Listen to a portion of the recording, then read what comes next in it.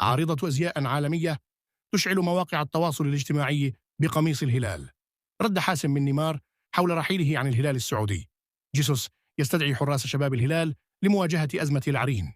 مفاجأة مدوية بشأن انتقال رونالدو إلى الهلال، صفقة القرن. نصائح للدعيع باعتزال منصة إكس وحارس الهلال. يرد بعد منشور الفقر. تسريب مكالمة سالم الدوسري وتصريحات ماجد عبد الله ضد رونالدو أبرز تصريحات الأسبوع. وليد الفراج يخرج عن صمته. رسالة نارية لسالم الدوسري قبل قمة السعودية وأستراليا. فاجأت الممثلة وعارضة الأزياء الأرجنتينية الشهيرة فالنتينا زينيري متابعيها حول العالم بظهورها في صورة عبر حسابها الرسمي على منصة إنستغرام وهي ترتدي قميص نادي الهلال، مما أثار جدلا واسعا في الأوساط الرياضية والفنية.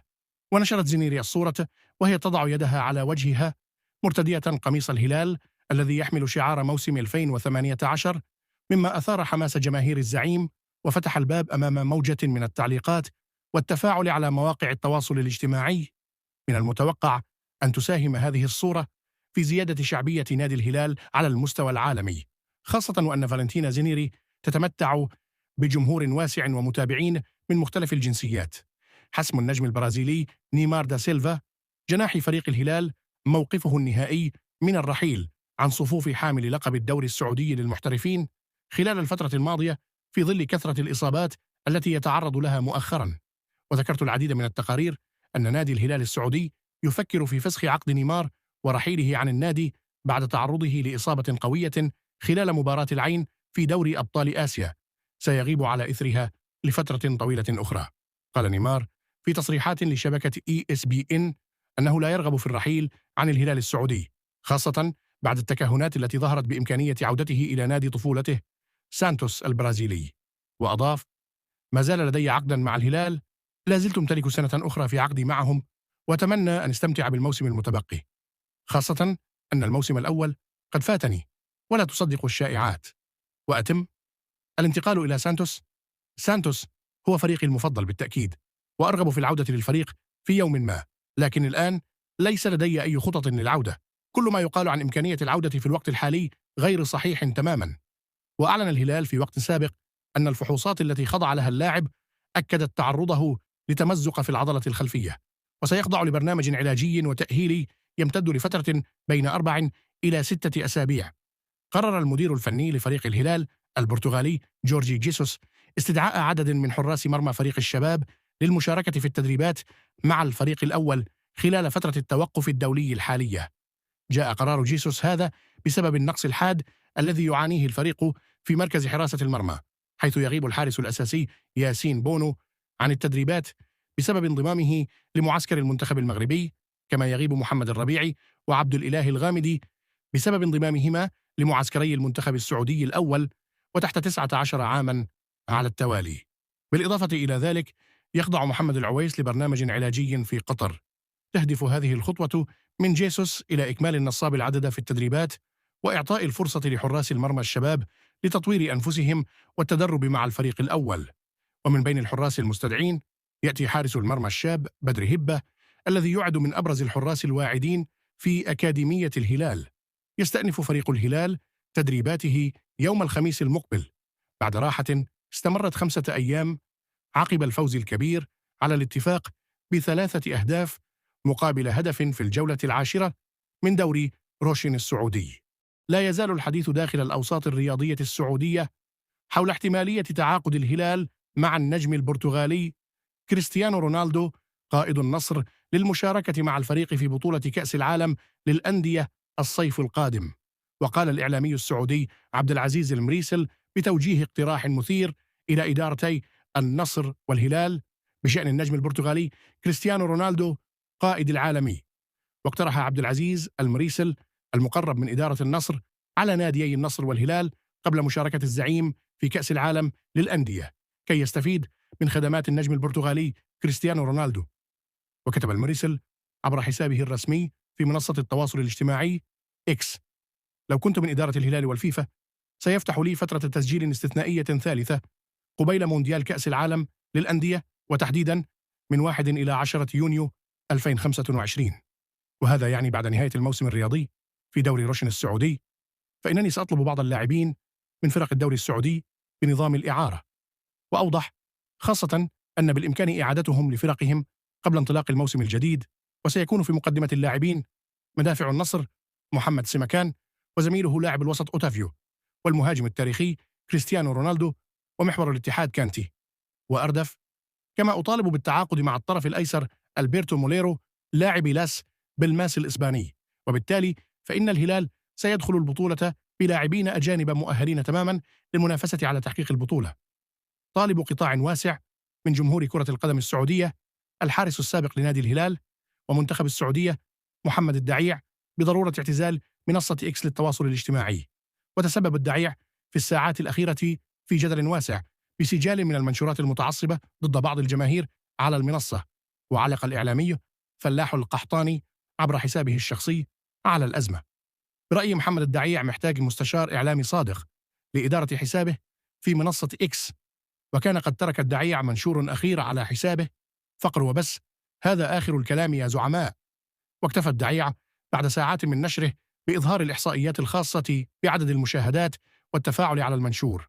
ويرفض قطاع واسع من جمهور الكرة السعودية هذا الأسلوب المتعصب في التعامل مع كرة القدم. يستعرض لكم موقع سعودي سبورت خلال التقرير التالي الحديث حول أبرز تصريحات الأسبوع الجاري، والذي شهد العديد من الأحداث الساخنة رياضياً قبل التوقف الدولي الجاري. وفي السطور القادمة يأتي الحديث عن أبرز التصريحات التي تصدرت عناوين الصحف الرياضية: تسريبات مكالمة سالم الدوسري، وتصريحات ضد رونالدو.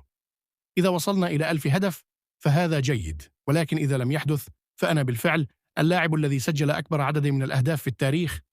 محمد نور. خذوها بدون فلتر. الهلال عرف يستثمر في صندوق الاستثمارات. سر التفوق في الصندوق. وليد الفراج. سالم الدوسري هو من سجل هدف الفوز في آخر مباراة بين السعودية وأستراليا، وأنه يجب على هذا المشجع أن يعود لتلك المباراة ويقول أكبر كلمة: آسف طلال آل الشيخ. تم الاتصال من قبل أحد الإداريين بسالم الدوسري قبل الإعلان الرسمي لقائمة المنتخب السعودي من أجل إبلاغه بتواجد سلمان الفرج، وهذه معلومة أكيدة بنسبة 100%. ماجد عبد الله. سالم الدوسري لاعب أسطوري ولا يوجد مثيل له في الوقت الحالي، ويمتلك كل مقومات النجومية. وجه الإعلامي وليد الفراج. رسالة هامة عبر برنامجه أكشن مع وليد قبل المباراة المرتقبة التي تجمع بين منتخبي السعودية وأستراليا في الجولة الخامسة من التصفيات الآسيوية المؤهلة لنهائيات كأس العالم 2026. ورد الفراج خلال برنامجه على تغريدة لأحد المتابعين اتهمت سالم الدوسري نجم فريق الهلال بأنه من تسبب في وضع الأخضر الحالي، حيث أضاع ركلتي جزاء أمام كل من إندونيسيا والبحرين تسببت في فقدان السعودية ل4 نقاط، جعلته في مأزق قبل مباراة استراليا الصعبة. وعلق الفراج بأن سالم الدوسري هو من سجل هدف الفوز في آخر مباراة بين السعودية وأستراليا، وأنه يجب على هذا المشجع أن يعود لتلك المباراة ويقول أكبر كلمة: آسف.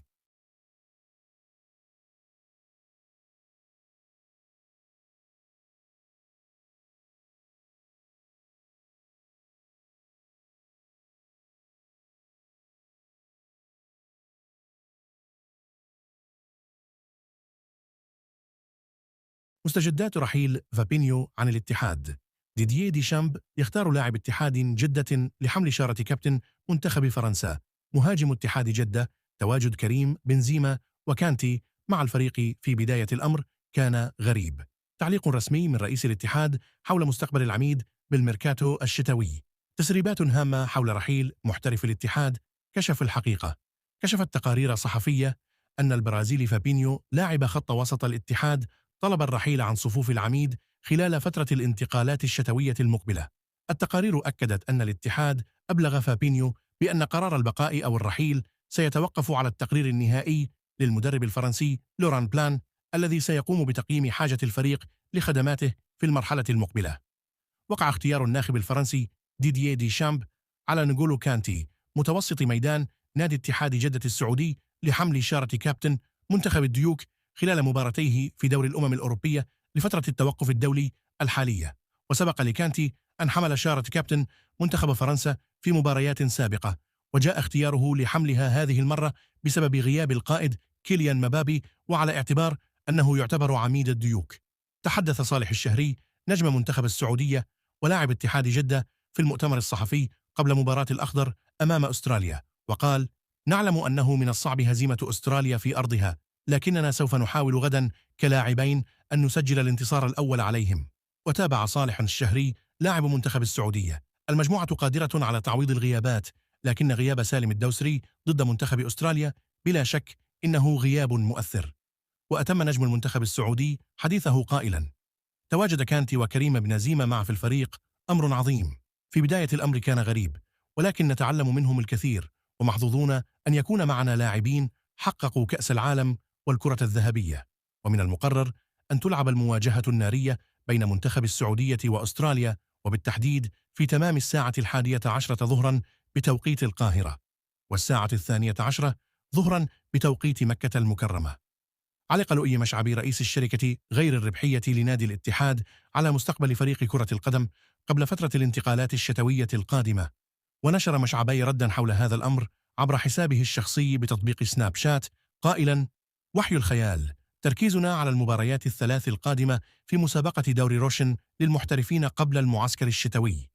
ويواجه الاتحاد اختبارات صعبة قبل المعسكر الشتوي في دوري روشن، أبرزها مواجهتين مع منافسين مباشرين في قمة الترتيب هم أندية الشباب والنصر. كشفت تقارير صحفية مؤخرا بأن اللاعب البرازيلي فابينيو لاعب خط وسط نادي الاتحاد قد طلب الرحيل عن صفوف الفريق خلال فترة الانتقالات الشتوية المقبلة، ويعد فابينيو من أبرز العناصر التي يعتمد عليها نادي الاتحاد في الفترة الحالية، حيث يشارك اللاعب البرازيلي في مركز خط الوسط ومركز المدافع كذلك. وفي ضوء ذلك، وبحسب الإعلامي والناقد الرياضي ماجد هود، فإن فابينيو مستمر داخل نادي الاتحاد، ولا توجد أي نقاشات لدى الإدارة بشأن رحيله.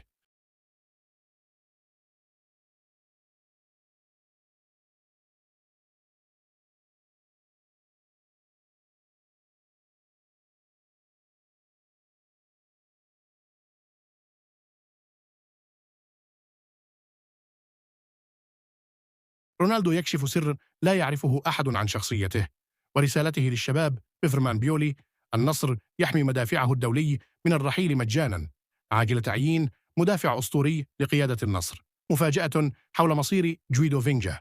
رونالدو رئيسا للنصر الزامل يزلزل الشارع الرياضي بتصريحات مدوية. حسمت فنربخشة التركي يضم محترف النصر في الميركاتو الشتوي. كشف البرتغالي كريستيانو رونالدو قائد الفريق الأول بنادي النصر عن سر لا أحد يعرفه عنه ورسالته للشباب. كشف رونالدو عن سره الخاص ورسالته للشباب.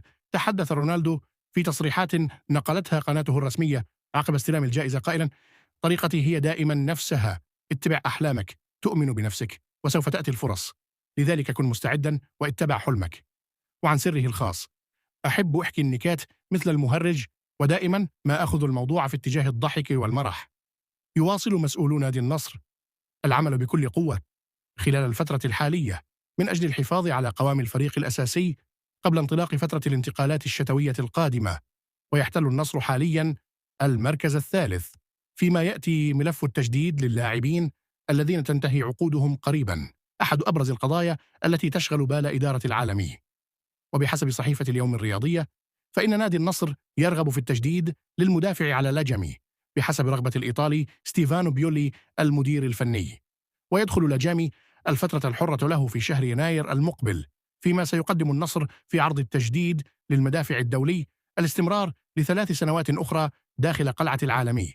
يستمر الحديث بشأن القضايا المتعلقة بفريق كرة القدم داخل نادي النصر خلال الساعات الأخيرة، ويظل منصب مدير فريق كرة القدم بنادي النصر شاغرا، إذ إنه لم يتم حسم خليفة المدير السابق لفريق كرة القدم أحمد الغامدي. وبحسب الإعلامي والناقد الرياضي علي العنزي، فإنه قد تم تعيين عمر هوساوي مديرا للفريق الأول لكرة القدم في نادي النصر. وأضاف العنزي خلال تواجده ببرنامج دورينا غير بأن الإيطالي جويدو فينجا المدير التنفيذي مستمر في منصبه بنسبة كبيرة، ويأتي هذا في ظل الحديث عن التجديد لبعض اللاعبين عن صفوف الفريق الأول لكرة القدم، أبرزهم عبد الإله الخيبري ومختار علي وعلي لاجامي، فاجأ الإعلامي الرياضي عبد الكريم الزامل الشارع الرياضي السعوي بتصريح مثير للجدل عن اللاعب البرتغالي كريستيانو رونالدو مهاجم نادي النصر، وطالب الزامل في تصريحات صحفية بضرورة تعيين رونالدو رئيسا لنادي النصر بعد اعتزاله، حيث ذكر الإعلامي الرياضي ذلك في بودكاست الأول. وقال الزامل في تصريحات لبودكاست الأول: رونالدو هو أيقونة كرة القدم السعودية الآن، وأنا مع أن يعتزل بقميص النادي ويجلس على كرسي رئاسة العالمي. وفي سياق آخر يكثف مسؤولو نادي النصر جهودهم في الفترة الحالية لتجديد عقد رونالدو مع الفريق الذي ينتهي بنهاية الموسم الحالي.